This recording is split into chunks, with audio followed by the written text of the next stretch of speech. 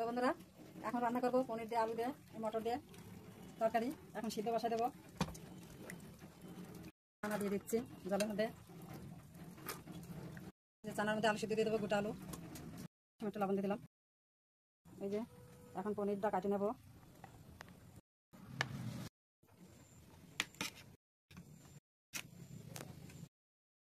পনিরগুলো কাটে নিলাম, এখন মশলাটা করে নেব।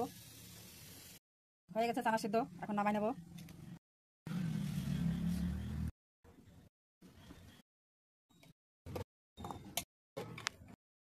এই যে মশলা বেছে নেবো। একটা পেঁয়াজ, মধ্যে মতো একটা পেঁয়াজ, একটা টমেটো, 4-5 কোয়া রসুনের কোয়া, আর এই যে শুকনো লঙ্কা। তেল দিয়ে দিলাম কড়াইতে, কড়াই গরম হয়ে গেছে। দিয়ে দিলাম হলুদ। পনিরেতে হলুদ লাগাইতে হবে না।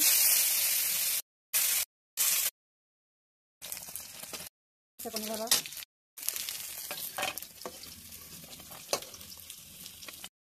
ভাজা তেলের মধ্যে আবার তেল দিয়ে দিলাম কতটা, দিয়ে দিলাম গোটা জিরে, পিসাই রাখছি, দিলাম লবণ, জিরের গুঁড়ি, দিয়ে দিলাম সিদ্ধ করা আলুটা, দিয়ে দেবো সিদ্ধ করা চানাটা,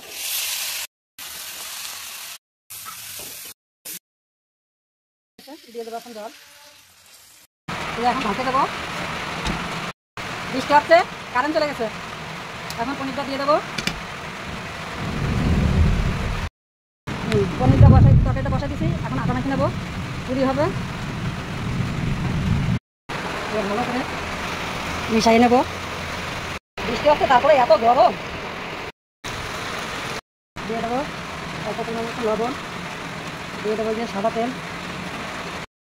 এই যে মাখা হয়ে গেছে, মেলানো হয়ে গেছে। এখন একটু করে জল দেবো, মেখে নেবো। এই যে এখন একটু ঢাকে রাখবো।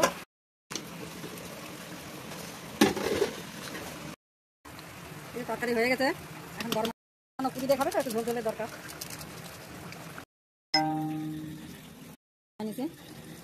আলু পনিরের তরকারি, মটর দিয়ে